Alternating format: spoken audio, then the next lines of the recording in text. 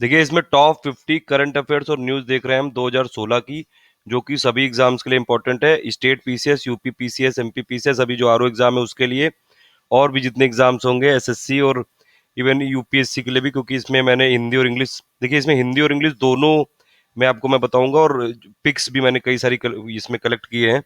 हिंदी में लिखा हुआ है इसमें, मैंने साइड में इंग्लिश में भी लिखा हुआ है।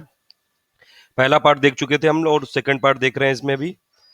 अगर आपको ये अच्छा लग रहा है तो आप बताइएगा, फिर मैं एक टॉप 500 ये ईयर एंड पे आपको दूंगा, ये 2016 पे, कि वो जो भी 2017 में एग्जाम्स होंगे स्टार्टिंग में, तो एक साल की करंट अफेयर आती है, तो मैं पूरे ईयर की कंपाइल करके दे दूंगा आपको।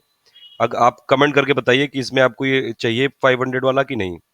अभी इसमें पहले पार्ट में 9 तक देख चुके थे, 9 न्यूज देख चुके थे कि इंडिया की रैंकिंग ग्लोबल हंगर इंडेक्स में काफी लो है। 97th रैंक है ग्लोबल हंगर इंडेक्स में, और इंडिया की जो सिचुएशन है उसको काफी सीरियस बताया गया है। और इस इंडेक्स को पब्लिश कौन करता है? IFPRI, यानी कि international food policy research institute. फिर ये 10वीं न्यूज है, असम जो शिखर सम्मेलन हुआ है ये उलान बटेर में हुआ था, जो कि मंगोलिया में है। देखिए इसमें लिखा हुआ है 11th एसएम समिट। ये एसएम का मतलब होता है एशिया यूरोप मीटिंग। तो ये 11वीं एशिया यूरोप मीटिंग हुई थी उलान बटार में, ये जो कि मंगोलिया में है, और इसका थीम क्या था? 20 years of SM partnership for the future. तो ये इसका थीम था। और ये जो 11th असम समिट हुई है, यानी कि 11वां असम शिखर सम्मेलन कहाँ पे हुआ है? उलान बटर में, मंगोलिया में। फिर ये 11वीं जो न्यूज है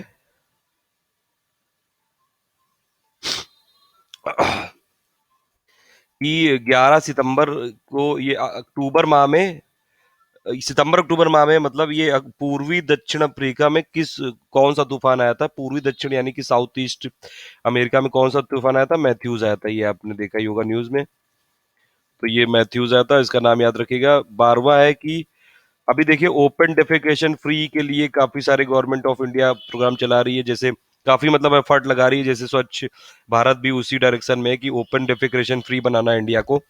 सबसे पहला ओपन डेफिकेशन फ्री स्टेट कौन सा है? सिक्किम, आप याद रखिएगा, इंडिया का।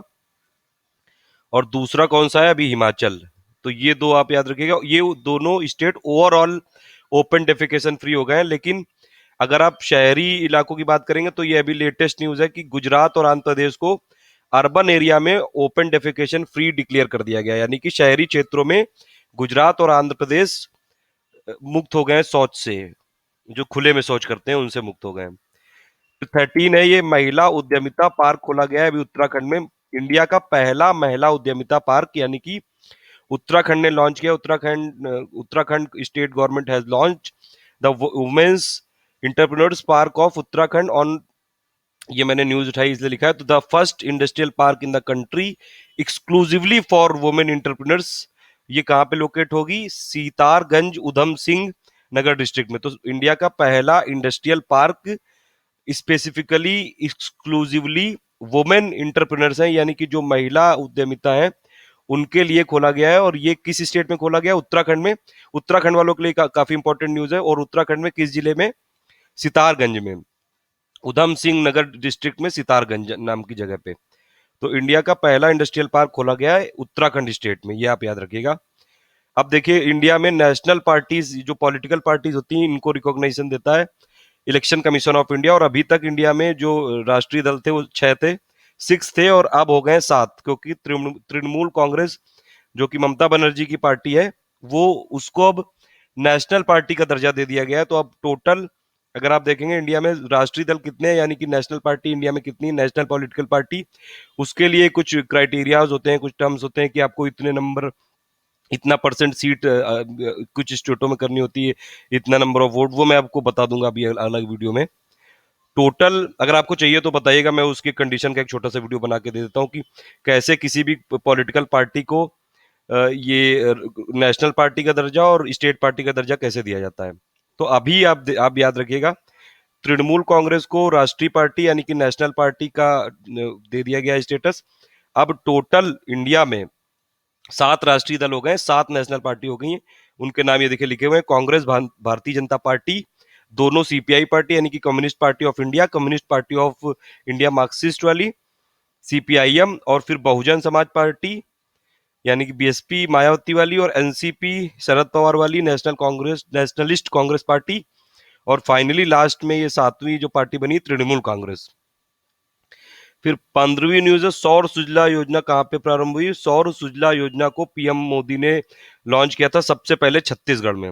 तो आप ये याद रखिएगा, सौर सुजला योजना ये एक्चुअली फार्मर्स के वेलफेयर के लिए है, क्योंकि अभी भी इंडिया में पूरी तरह से इलेक्ट्रिफिकेशन नहीं हो पाया है। तो सोलर पावर्ड जो इरिगेशन पंप्स है वो दिए जाएंगे फार्मर्स को, और इनकी कैपेसिटी कितनी होगी? 3 HP होगी, 3 हॉर्स पावर, और 5 हॉर्स पावर होगी।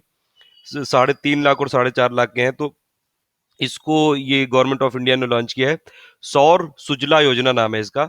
इसमें सोलर पावर के जो इरिगेशन पंप है, जो जिससे कि इरिगेशन यानी कि सिंचाई होगी, 3 हॉर्स पावर और 5 हॉर्स पावर के ये दिए जाएंगे ये फार्मर्स को। तो फार्मर्स वेलफेयर के लिए है, क्योंकि अभी गवर्नमेंट ऑफ इंडिया ने जो भी वो एक डिसीजन लिया है कि जो फार्मर की इनकम है इंडिया में, जो किसानों की इनकम है, उसको डबल करना है। तो उसी डायरेक्शन में आप ये समझ सकते हैं कि ये भी एक कदम होगा, इससे फार्मर्स को काफी लाभ होगा। तो इसीलिए ये सबसे पहली बार कहाँ पे किया गया? छत्तीसगढ़ में।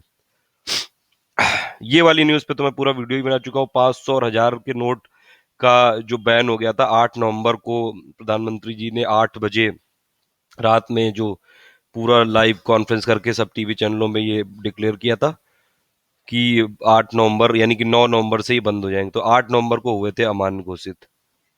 ये आप याद रखिएगा, इसकी डेट याद रख लीजिए, 8 नवंबर 2016 था वो सुनहरा दिन इंडिया की इकोनॉमी में। सुनहरा था कि मतलब कैसा था, ये तो आप खुद ही समझ सकते हैं। थोड़ी बहुत प्रॉब्लम तो हो ही रही है सबको। फिर स्वच्छ सर्वेक्षण हुआ था, जिसमें इंडिया के जितने भी डिस्ट्रिक्ट हैं और स्टेट हैं उनका ये सर्वेक्षण हुआ था, सर्वे हुआ था ये। उसमें यूपी के 7 जिले शामिल थे, और उसमें से इटावा नहीं था, गाजियाबाद, कानपुर और वाराणसी था।